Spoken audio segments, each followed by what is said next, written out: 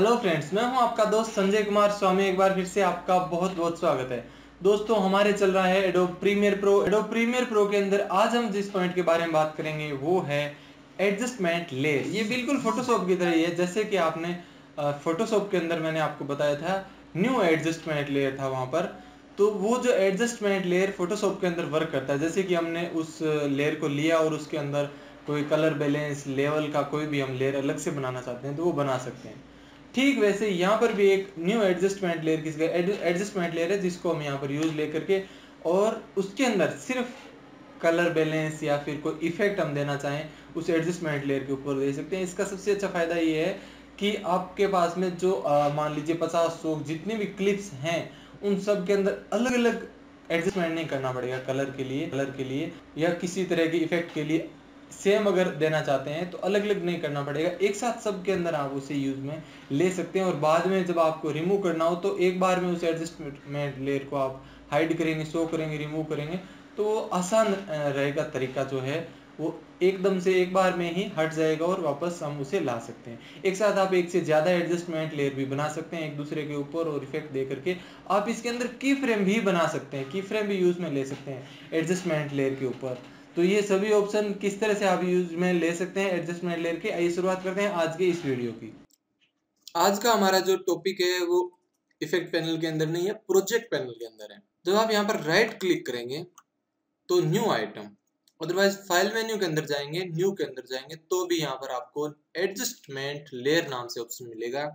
Photoshop के अंदर जिस तरह से हमने एडजस्टमेंट लेयर को यूज लिया था ठीक उसी तरह से प्रीमियर प्रो के अंदर भी एडजस्टमेंट लेयर है और इसका उपयोग बहुत ही आसान और अच्छे तरीके से आप कर सकते हैं, मतलब इसका फायदा उठा सकते हैं। बाद में अगर आपको कुछ चेंजेस करना हो तो एडजस्टमेंट लेयर बहुत ज्यादा अच्छा रहता है। तो मैं क्लिक करता हूँ यहाँ पर, जो यहाँ पर सीक्वेंस की सेटिंग है वो यहाँ पर आ रही है, ओके कर देते हैं। ये बन गया यहाँ पर एडजस्टमेंट लेयर। इस लेयर के अंदर कुछ भी नहीं है, ये बिल्कुल खाली है, एक तरह से ट्रांसपेरेंट भी है। इसके अंदर से जब आप क्लिक करेंगे तो नीचे वाला जो ये फुटेज है वही दिख रहा है।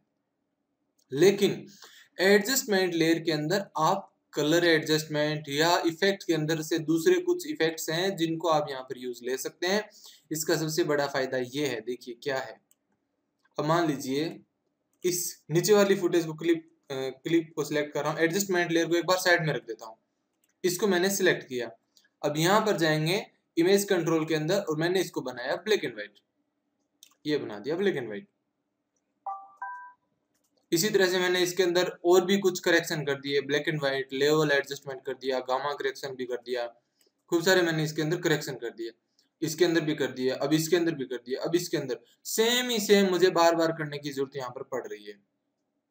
जब सेम सेम बार बार यहाँ पर वही एडजस्टमेंट जरूरत पड़ रही है करने की, तो आप एक एडजस्टमेंट लेयर ही यूज कर सकते हैं जो सभी के ऊपर समान रूप से वो इफेक्ट देगा।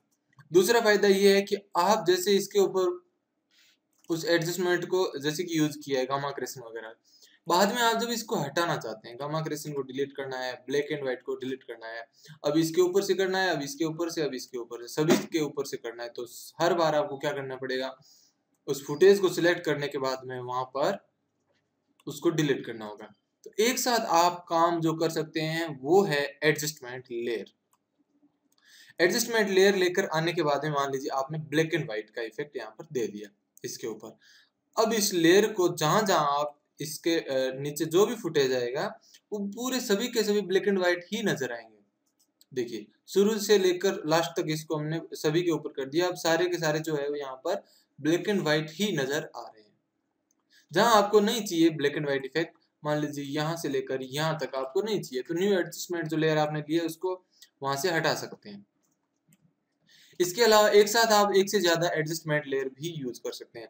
जैसे कि आपको लगता है कि इतनी क्लिप के ऊपर ये लेयर चाहिए और आधी के ऊपर हमें ये एडजस्टमेंट लेयर चाहिए, तो आप एक से ज्यादा एडजस्टमेंट इस तरह से यूज कर सकते हैं 50-50 पार्ट के अंदर, या इस तरह से भी कर सकते हैं ऊपर नीचे। अब जैसे ब्लैक एंड व्हाइट किया है तो दूसरे ऊपर वाले के ऊपर आप कोई दूसरा इफेक्ट दे सकते हैं।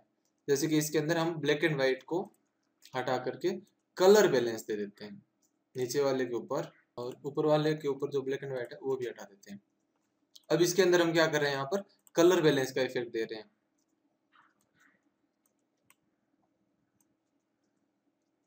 इस तरह से हमने एक कलर बैलेंस दे दिया। और इससे ऊपर वाला जो है उसके ऊपर भी हम दे देते हैं, जैसे कि कलर रिप्लेस या गामा करेक्शन वगैरह, ये यूज कर लेते हैं। तो एक साथ दो दो तीन तीन भी आप यूज कर सकते हैं। कहीं पर आपको जैसे कि इफेक्ट के अंदर सिर्फ कलर बैलेंस वाले इफेक्ट नहीं, जैसे कि आपको ब्लर यूज लेना है तो ये भी आप यूज में ले सकते हैं। जैसे एक और बनाते हैं यहाँ पर, और इसके ऊपर हम यूज कर रहे हैं कैमरा ब्लर। तो ये कैमरा ब्लर यूज कर लिया। इसी तरह से जैसे आपने इनको यूज कर लिया, अब मान लीजिए आप चाहते हैं कि आपको कैमरा ब्लर जो है पूरी क्लिप के ऊपर नहीं चाहिए, मतलब कि यहाँ पूरे फ्रेम के ऊपर नहीं चाहिए, थोड़ी सी दूर के लिए चाहिए। तो आप क्या कर सकते हैं, इसी एडजस्टमेंट लेयर को आप सिलेक्ट करें। सिलेक्ट करने के बाद में आप जाएं इफेक्ट कंट्रोल के अंदर, यहाँ पर जो मोशन है यहाँ पर आप सभी जो कंट्रोल कर सकते हैं दूसरे फुटेज के ऊपर इफेक्ट कंट्रोल से, वही कंट्रोल इसके ऊपर भी कर सकते हैं। आप इसके ऊपर की फ्रेम में बना सकते हैं। अब जैसे कि आपको थोड़ी दूर के ऊपर चाहिए, यूनिफॉर्म स्केल को मैं हटा देता हूँ। तो जैसे कि मान लीजिए आपको इतनी सी दूर के ऊपर ब्लर चाहिए, तो आप इसको यहाँ पर लेके आ सकते हैं। इसके अंदर रोटेशन का ऑप्शन है, आप इसको रोटेट कर सकते हैं। ओपेसिटी के अंदर जो ऑप्शंस हैं, ब्लेंडिंग मोड के, लाइटन, डार्कन, ये सब भी आप यहाँ पर यूज कर सकते हैं, सॉफ्ट लाइट वगैरह। और इसके अलावा जैसे कि ब्लर का यूज लिया है, उसी तरह से यहाँ पर शार्पन और जो डिस्टोर्ट के अंदर भी ऑप्शन है, स्टाइलाइज के अंदर ऑप्शन है, वो भी आप यूज में ले सकते हैं। जैसे कि मोजेक का ऑप्शन है, इसके ऊपर क्लिक करेंगे तो मोजेक का भी यहाँ पर यूज आप ले सकते हैं। तो ये बहुत ही अच्छा तरीका है। आपको क्या करना पड़ेगा, नीचे जितने भी एक एक छोटे यहाँ पर फुटेज है, उन सब के ऊपर बारी बारी से ये कॉपी पेस्ट या अलग अलग सब के ऊपर इफेक्ट नहीं देना पड़ेगा। सिर्फ एक एडजस्टमेंट लेयर बनाया, 2 बनाया, 3 बनाए, सभी के ऊपर इफेक्ट आप इस तरह से आसान तरीके से दे सकते हैं। अब देखिए मैं यहाँ पर आपको ये भी बता रहा हूँ कि आप किस तरह से इसको यूज ले सकते हैं एनिमेशन बना करके। अब जैसे कि पोजीशन है, और इसको यहाँ पर स्केल थोड़ा सा कम कर देते हैं। अब जैसे कि मान लीजिए किसी पर्टिकुलर एक ही जगह पर आपको चाहिए, जैसे कि सिर्फ इतनी जगह पर आपको चाहिए, तो आप इसको उतनी जगह पर इसे यूज कर सकते हैं। अब जैसे एनिमेशन बनाएंगे तो ये इसकी पोजीशन अभी यहाँ पर है, एक की फ्रेम यहाँ पर बन गया। थोड़ा आगे चलने के बाद हम चाहते हैं इसकी पोजीशन है वो चेंज हो जाए, तो आप इसकी पोजीशन यहाँ पर लेकर के आ सकते हैं। तो ये देखिए की फ्रेम से यहाँ से लेकर के यहाँ पर जस्ट एक यहाँ पर एग्जाम्पल मैंने बताया है किस तरह से आप इसे यूज ले सकते हैं। तो एडजस्टमेंट लेयर का जो है बहुत ही अच्छा बेनिफिट है। फुटेज के ऊपर आप कलर करेक्शन करना चाहते हैं तो एक साथ उनके ऊपर आप कलर करेक्शन भी कर सकते हैं। अब देखिए जैसे कि इसकी पोजीशन सब रिस्टोर कर देते हैं। तो इसके अंदर कोई भी मान लीजिए कलर करेक्शन के लिए आप लेके आए कलर बैलेंस, ये हम लेकर के आए और यहाँ सिलेक्ट कर रहे हैं रेड नहीं, इसके अंदर ब्लू थोड़ा सा कम करना होगा, ब्लू बहुत ज़्यादा है।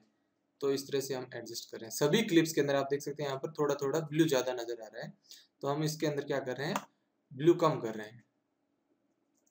तो ये हमने ब्लू कम कर दिया, और इसके अंदर ग्रीन इंक्रीज कर देते हैं, या फिर रेड को थोड़ा इंक्रीज कर देते हैं, ग्रीन को भी कर देते हैं। तो ये हमने यहाँ पर करेक्शन कर दिया। अब पूरे फुटेज के अंदर यही करेक्शन हमें चाहिए। तो एक साथ हो गया सबके अंदर कलर करेक्शन, जो आपको लुक चाहिए था। तो ये था एडजस्टमेंट लेयर।